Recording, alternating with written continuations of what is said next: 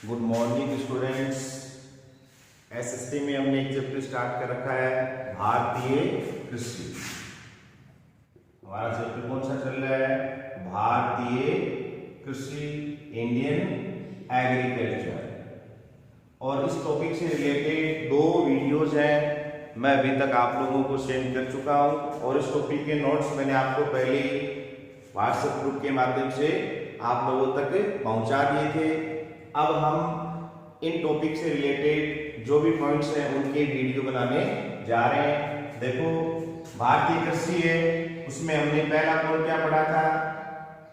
मौसम के आधार पर, मौसम के आधार पर या ऋतुओं के आधार पर भारतीय फसलों को या भारतीय कृषि को कितने भागों में बांटा जा सकता है। तो देखो, मौसम के आधार पर हमने भारतीय फसलों को 3 प्रमुख भागों में बांटा था। एक आपका है खरीफ फसल, एक आपकी थी रबी फसल और एक आपकी थी जायद फसल।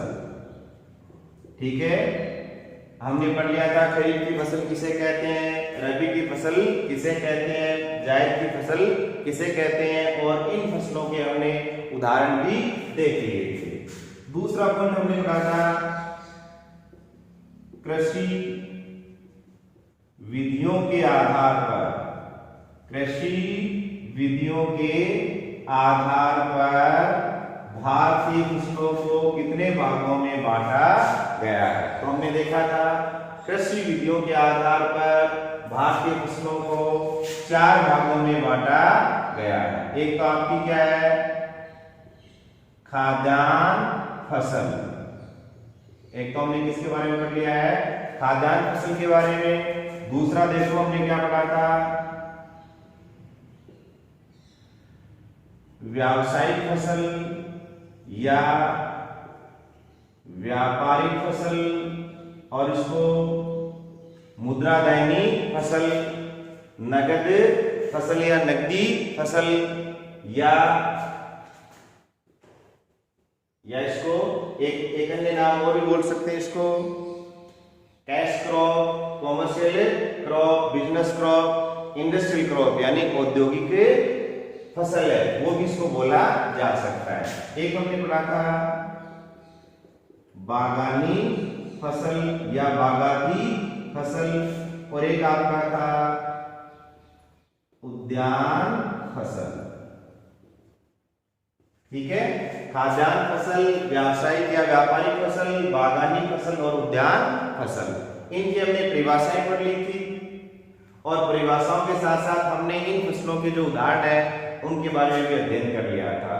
फिर देखो, 2 प्रकार की जो फसलें हैं, खाद्यान्न फसलें और व्यावसायिक फसलें या व्यापारिक फसलें, उनके बारे में इस टॉपिक में विस्तार से दिया गया है। और व्यावसायिक या व्यापारिक जो फसलें हैं उनमें हमने 2 फसलों के बारे में अध्ययन कर लिया था, गन्ना और कपास, गन्ना और कपास। ठीक है, और व्यावसायिक फसलों में अब जो नेक्स्ट आपका बचा है वो तिलहन फसल है। क्या है? तिलहन फसल है। लेकिन उसको पढ़ने से पहले आज हम भारत की प्रमुख जो खाद्यान्न फसलें हैं उनके बारे में अध्ययन करेंगे। आज का हमारा टॉपिक क्या रहेगा? खाद्यान्न फसलें।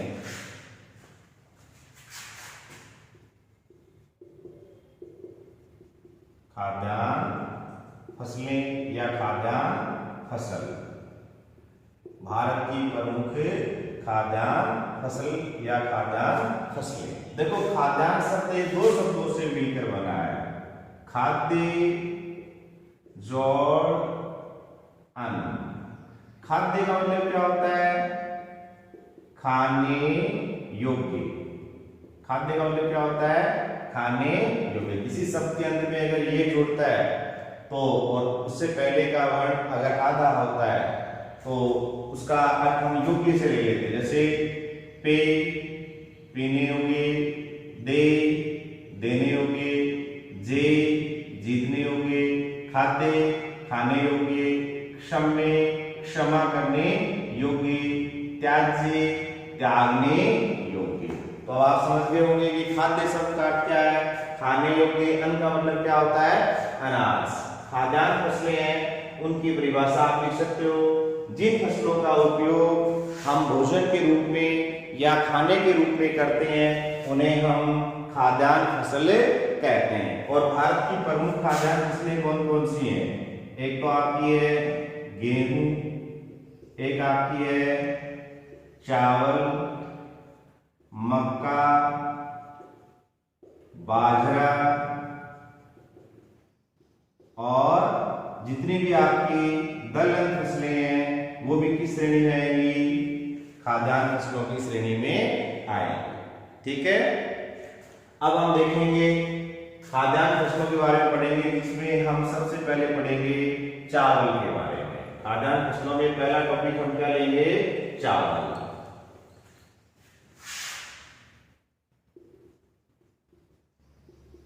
चावल के बारे में जो भी हम महत्वपूर्ण बिंदु देखेंगे उनमें आप पहला पॉइंट बनाएंगे प्रारंभिक परिचय। चावल की जो फसल है उसके बारे में पहला पॉइंट क्या बनाएंगे, प्रारंभिक परिचय। और प्रारंभिक परिचय में हम महत्वपूर्ण रूप से जिन बातों के बारे में ध्यान में रखेंगे उनमें पहला है, यह भारत की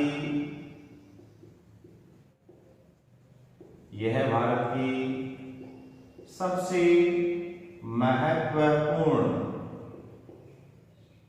खाद्यान्न फसल है। ये भारत की सबसे महत्वपूर्ण खाद्यान्न फसल है। आपसे प्रश्न पूछ लिया जाए कि देश की या भारत की सबसे महत्वपूर्ण खाद्यान्न फसल कौन सी है, तो आपका उत्तर क्या आएगा, चावल। यानी हमारे देश में सर्वाधिक लोगों के द्वारा खाया जाने वाला खाद्यान्न है वो क्या है, चावल है। ठीक है, दूसरी बात ध्यान रखनी है आपको पता है मौसम के आधार पे, ऋतु के आधार पे चावल है, ये रबी की फसल है, खरीफ की फसल है। तो देखो चावल में कितने शब्द आ रहे हैं, 3, इसलिए कौन सी फसल हो गई, खरीफ फसल। वो यह एक खरीफ फसल है, यह एक खरीफ फसल है। नेक्स्ट पॉइंट आपको ध्यान रखना है, चावल के उत्पादन में भारत का विश्व में कौन सा स्थान है। चावल के उत्पादन में भारत का विश्व में कौन सा स्थान है, तो देखो यहां मैंने क्या लिख दिया, चावल, जैसे चावल और जैसे क्या बन जाएगा आपका, चीन। क्या बन जाएगा, चीन। तो चावल के उत्पादन में विश्व में पहला स्थान तो किसका है, चाइना का, चीन का। और भारत का स्थान कौन सा है, दूसरा। चावल के उत्पादन में भारत का विश्व में कौन सा स्थान है, दूसरा स्थान है। कैसे याद रखेंगे, देखो हमारे घर में कोई भी मेहमान अगर आता है उस मेहमान का हम आदर सत्कार करते हैं, और जब मेहमान की विदाई होती है, उस समय हम क्या करते हैं, पहला काम क्या करते हैं, मेहमान को तिलक करते हैं। पहला काम क्या करते हैं, तिलक करते हैं। और तिलक करने के बाद में क्या करते हैं, चावल चिपकाते हैं। तो चावल चिपकाने का काम पहले थोड़ी करेंगे, पहला काम क्या करते हैं, तिलक लगाते हैं। दूसरा काम क्या है, चावल चिपकाते हैं। इसलिए चावल के उत्पादन में भारत का विश्व में दूसरा स्थान है। तो थर्ड पॉइंट क्या रखोगे, चावल के उत्पादन में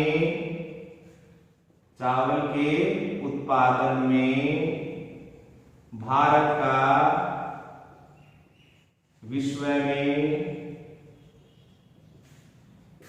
दूसरा स्थान है। ठीक है, चावल के उत्पादन में भारत का विश्व में कौन सा स्थान है, दूसरा स्थान है। ठीक है, तो चावल के बारे में अभी तक कितने महत्वपूर्ण बिंदु हो गए, 3 बिंदु हो गए। एक तो ये भारत की सबसे महत्वपूर्ण खाद्यान्न फसल है, ये रबी की फसल है, खरीफ की फसल है, जायद की फसल है, ये एक खरीफ फसल है। चावल के उत्पादन में भारत का विश्व में कौन सा स्थान है, दूसरा स्थान है। पहला स्थान किसका है, चीन का है। नेक्स्ट पॉइंट आप देखेंगे, चावल की फसल के लिए आवश्यक भौगोलिक दशाएं या अनुकूल भौगोलिक दशाएं। आवश्यक भौगोलिक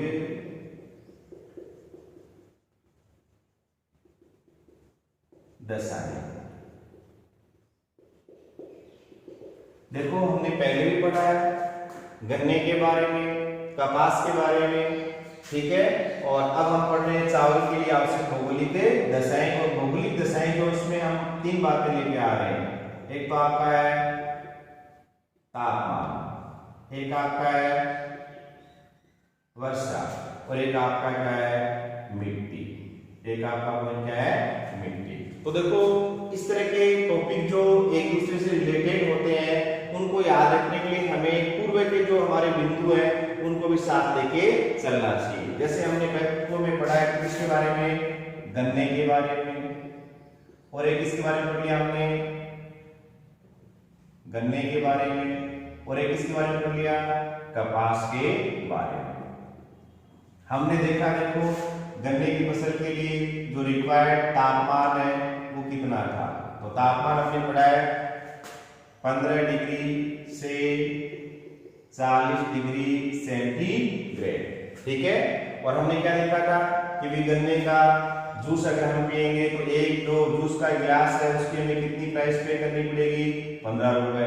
और आप कितने गिलास जीरो कर दोगे, 4 गिलास जीरो कर दोगे। तो तापमान क्या हुआ, 15 डिग्री से 40 डिग्री सेंटीग्रेड, ठीक है। कपास के लिए हमने क्या तापमान पढ़ा था, अगर हम गन्ने का जो न्यूनतम तापमान है उसमें क्या कर दें, 5 जोड़ दें, और अधिकतम तापमान में क्या करते हैं, 5 घटा दें। अधिकतम तापमान में क्या करते हैं, 5 घटा दें, तो कपास का तापमान आ जाता है। और कपास के लिए आवश्यक तापमान कितना है, 15 डिग्री से 35 डिग्री। एक पॉइंट हमने देखा था वर्षा। वर्षा में हमने देखा था गन्ने की आकृति कैसी है, ये है, ठीक है। तो गन्ने के लिए आवश्यक वर्षा कितनी है, 100 से 200 सेंटीमीटर। और कपास की फसल है उसके लिए वर्षा की रिक्वायरमेंट कितनी है, 80 से 150 सेंटीमीटर। 80 से 150 सेंटीमीटर, ठीक है। नेक्स्ट देखो हमने पढ़ा था मिट्टी के बारे में। गन्ने की फसल है इसके लिए जलोढ़ मृदा उपयुक्त मृदा होती है। और कपास के लिए मैंने आपको बताया था कैसे कपास और कैसे काली मिट्टी। कपास की खेती के लिए काली मिट्टी वो सर्वाधिक उपयुक्त होती है। आज हम पढ़ेंगे चावल के लिए आवश्यक भौगोलिक दशाएं।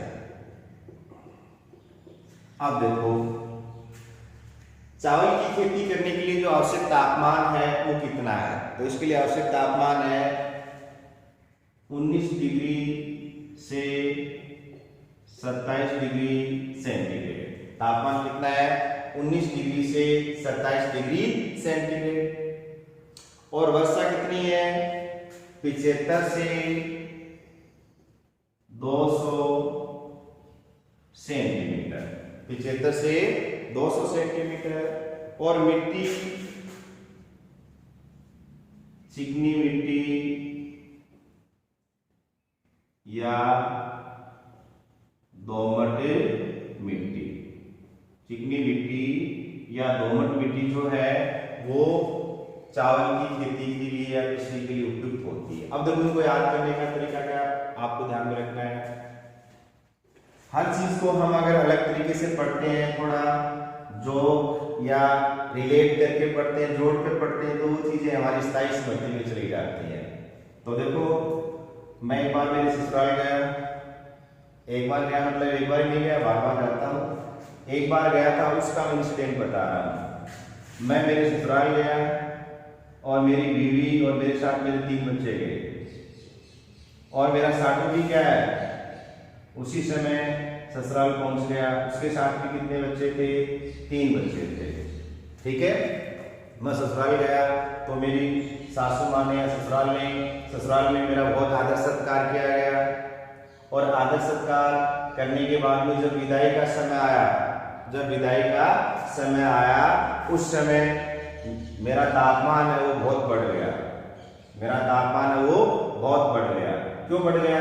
क्योंकि मेरी सासू माँ ने जब मेरी तिलक किया, पहला काम क्या किया, तिलक किया, दूसरा काम क्या किया, चावल चिपकाए। उसके बाद में जब जवारी का समय आया तो उन्होंने मेरे को 20 रुपए भी जवारी में नहीं दिए, 20 से भी क्या है 1 रुपए कम दिया। यानी कितने दिए मेरे को, 19 रुपए। कितने दिए? 19 रुपए। मेरे को कितने दे दिए? 19 रुपए। और मेरे जो बच्चे गए हुए थे उनको भी सासू माँ ने 10-10 रुपए नहीं दिए, उनको भी 10 पैसे क्या है 1-1 रुपए कम दिया। कितने कितने दे दिए इनको? 9 9 9। टोटल बच्चों को कितने दिए? 27 रुपए। तो टेम्परेचर आपको पता हाई होना ही था। मुझे 20 रुपए नहीं दिए, कितने दिए? 19 रुपए।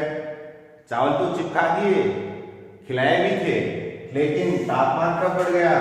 जब जवारी की बात आई, पैसा देने की बात आई, तो उन्होंने मेरे को कितने दिए? 19 रुपए। और 3 बच्चे मेरे साथ गए थे, उनको भी 10-10 रुपए नहीं दिए, उनको भी 10 में से 1-1 रुपए कम दिया, 9-9 रुपए दिए। कितने हो गए? 27 रुपए।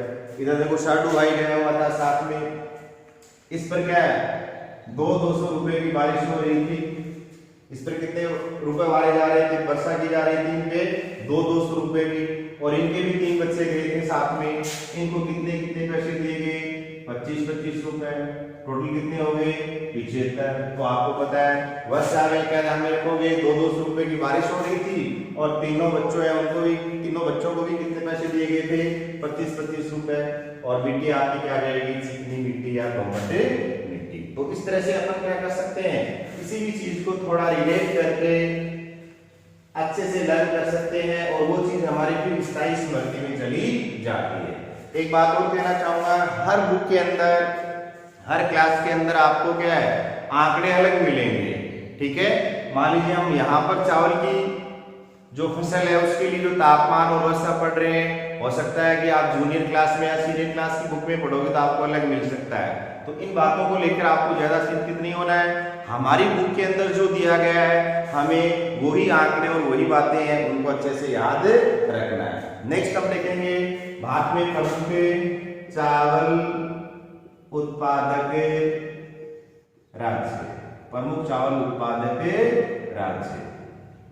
अब देखो चावल की बात आ रही है तो हमें पहले रिपीट कर लेना चाहिए कि हमने पढ़ा था पहले गन्ने के बारे में। गन्ना जो है इसके उत्पादन में प्रमुख रूप से कौन कौन से राज्य आते हैं? तो गन्ने में हमने क्या देखा था? देखो गन्ने का सबसे पहले क्या करते हैं? छिलका उतारते हैं। उत्तर प्रदेश। एक राज्य कौन सा आपका?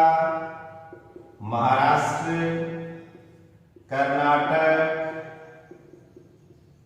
तमिलनाडु,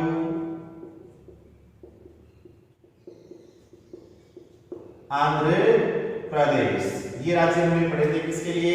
भारत में प्रमुख गन्ना उत्पादक राज्यों के लिए, ठीक है। और एक हमने पढ़ा था भारत में प्रमुख कपास उत्पादक राज्य, प्रमुख कपास उत्पादक राज्य। मैंने आपको बताया था कौन सा बच्चा पास आएगा जो अपनी रात गुजारेगा पढ़ाई में? गुजरात। कपास के उत्पादन में पहले स्थान पे कौन है? गुजरात। एक हमने पढ़ा था सेकंड स्थान कौन सा है? महाराष्ट्र, आंध्र प्रदेश। ये प्रमुख क्या है? कपास उत्पादक राज्य हैं। अब हम देखेंगे प्रमुख चावल उत्पादक राज्य। तो देखो बच्चों, मैंने आपको बताया कि ससुराल में मैं भी गया था, मेरा साडू भी गया था। मेरे साथ क्या हुआ और साडू के साथ क्या हुआ? अब देखो सासू माँ ने क्या किया, मेरे पहला काम क्या किया? तिलक किया। दूसरा काम क्या किया? चावल चिपकाए, यानी चावल के उत्पादन में भारत का विश्व में कौन सा स्थान है? दूसरा स्थान है। तीसरा काम, जब पैसे की बात आई तो मेरा टेम्परेचर क्या हो गया? हाई हो गया। मुझे तो कितने रुपए दिए गए? 19 रुपए। और बच्चों को कितने दिए गए? 9-9 रुपए। तो तापमान कितना हो गया? 19 डिग्री से 27 डिग्री सेंटीग्रेड। उसके बाद में सासू माँ ने क्या किया? तिलक कर दिया, चावल चिपका दिए, पैसे दे दिए। उसके बाद में वो हमारा क्या कर रही है? लाड कर रही है, चाव कर रही है। तो सासू माँ ने क्या किया? थोड़ी मात्रा में जो रोली होती है ना, चावल तिलक करने वाली जो रोली नहीं होती क्या, वो मेरे गाल पे लगा दी। कहाँ लगा दी? गाल पे। पश्चिमी बंगाल। अब मेरा टेम्परेचर पहले से हाई था, पैसे बहुत कम दिए थे। और उसके बाद में सासू माँ क्या कर रही है? लाड चाव कर रही है, प्यार दुलार दिखा रही है। गाल पे क्या लगा दी? मेरे रोली लगा दी। मुझे गुस्सा आ गया। मैंने कहा सासू माँ आप अंधी हो क्या? आंध्र प्रदेश। अंधी हो क्या? आंध्र प्रदेश। सासू माँ ने सोचा कि अचानक ये क्या हुआ, ये इतने नाराज क्यों हो गए? मैंने कहा कि अंधी हो क्या? जवाब दो। उत्तर प्रदेश, पश्चिमी बंगाल, आंध्र प्रदेश, उत्तर प्रदेश। उन्होंने कोई जवाब नहीं दिया। मैं उड़कर मेरे घर वापस आ गया उड़ीसा, मैं उड़कर मेरे घर वापस आ गया उड़ीसा। ठीक है, तो भारत में प्रमुख चावल उत्पादक जो राज्य हैं वो कौन कौन से हैं? पश्चिमी बंगाल, आंध्र प्रदेश, उत्तर प्रदेश और उड़ीसा। नेक्स्ट हम पढ़ेंगे राजस्थान में प्रमुख चावल उत्पादक जिले। ये बात हो गई भारत की। अब हम देखेंगे राजस्थान के बारे में। राजस्थान में प्रमुख चावल उत्पादक जिले। ठीक है, तो जिले में आपको पता है कि बार बार नाम आ रहा है। तो इसका गंगा नगर का, कपास में भी हमने इसको देखा था, गंगानगर को। एक आ जाएगा आपका हनुमानगढ़, एक आपका है कोटा और एक जिला आपका है बूंदी। एक जिला आपका है बूंदी। तो देखो चावल के बारे में हमने कौन कौन से महत्वपूर्ण बिंदु आज देखिए। एक बार फटाफट आपको मैं रिवाइज करवा देता हूँ। पहला पॉइंट हमने क्या बना लिया था? प्रारंभिक परिचय। और प्रारंभिक परिचय में हमने कितनी बातें देखी हैं? 3। नंबर 1, चावल क्या है? एक खरीफ की फसल है या खरीफ फसल है। चावल के उत्पादन में भारत का विश्व में दूसरा स्थान है। पहले स्थान पे कौन सा देश है आपका? चीन। भारत की सबसे महत्वपूर्ण जो खाद्यान्न फसल है, भारत की सबसे महत्वपूर्ण जो खाद्यान्न फसल है वो भी कौन सी आपकी? चावल है। यानी सबसे अधिक लोगों के द्वारा खाया जाने वाला खाद्यान्न क्या है? चावल है। नेक्स्ट दूसरा पॉइंट हमने क्या लिखा था? अनुकूल भौगोलिक दशाएं। चावल की खेती के लिए अनुकूल या आवश्यक भौगोलिक दशाएं। उसमें हमने कितनी बातें पढ़ी है? तापमान, वर्षा और मिट्टी। आपको पता है तापमान याद है ना? 19 डिग्री से 27 डिग्री सेंटीग्रेड। वर्षा याद है? तीनों बच्चों को 25-25, 75 से और साडू को 200, 75 से 200 सेंटीमीटर। मिट्टी चिकनी मिट्टी या जलोढ़ मिट्टी, या इसको आप कछारी मिट्टी भी जोड़ सकते हो। ठीक है, और नेक्स्ट हमने क्या देखा था? प्रमुख चावल उत्पादक राज्य। तो भारत में चावल का उत्पादन प्रमुख रूप से किन किन राज्यों में हो रहा है? पश्चिमी बंगाल, आंध्र प्रदेश, पश्चिमी बंगाल, आंध्र प्रदेश, उत्तर प्रदेश, उड़ीसा। आगे भी जोड़ सकते हो आप, बिहार वगैरह। और राजस्थान में प्रमुख चावल उत्पादक जिले वो कौन कौन से हैं? गंगा नगर, हनुमानगढ़, कोटा, बूंदी। यहाँ पर प्रमुख रूप से चावल की खेती की जाती है। और चावल की फसल के बारे में आपका लास्ट पॉइंट आ रहा है, मौसम के अनुसार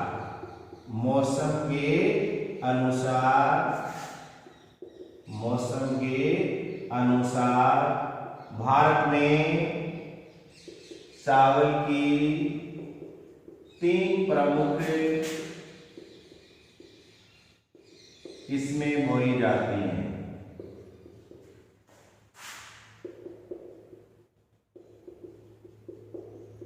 मौसम के आधार पर भारत में चावल की कितनी किस्में बोई जाती हैं? 3। एक तो आपका है अमन। एक तो आपकी कौन सी फसल है? अमन। एक आपकी है औस, एक आपकी है बोरो। औस, अमन और बोरो। अमन क्या है? चावल की मानसून कालीन फसल। मानसून काल में चावल की जो फसल हम बोते हैं उसे क्या बोलते हैं? अमन। औस, चावल की शीतकालीन फसल। शीतकालीन फसल को क्या बोलेंगे हम? औस।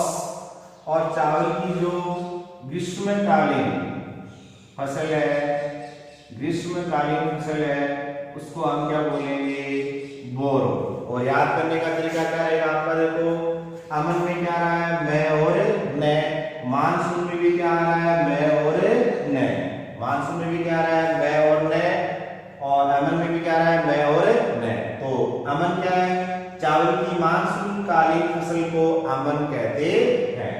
ओस कब आती है, शीतकाल में आती है। ओस कब आती है, शीतकाल में आती है। तो आपका उत्तर हो जाएगा ओस क्या है, चावल की शीतकालीन फसल को ओस कहते हैं। और बोरो, आप बोर कब होते हो, आपको पता है स्कूल लगती है तब आप बोर नहीं होते हो, जब आपकी छुट्टियां हो जाती है ग्रीष्मकालीन, गर्मी की छुट्टियां हो जाती हैं, तब आप घर पे रहते रहते क्या हो जाते हो, बोर हो जाते हो। तो बोरो क्या है, चावल की ग्रीष्मकालीन फसल को बोरो कहते हैं। ठीक है, टेक केयर। ये पॉइंट्स हैं, इनको अच्छे से देख लेना, ज्यादा घबराने की जरूरत नहीं है। जो पॉइंट आपकी बुक में दिए जाते हैं वही आपकी बोर्ड एग्जाम की दृष्टि से महत्वपूर्ण होते हैं। Okay, best of luck.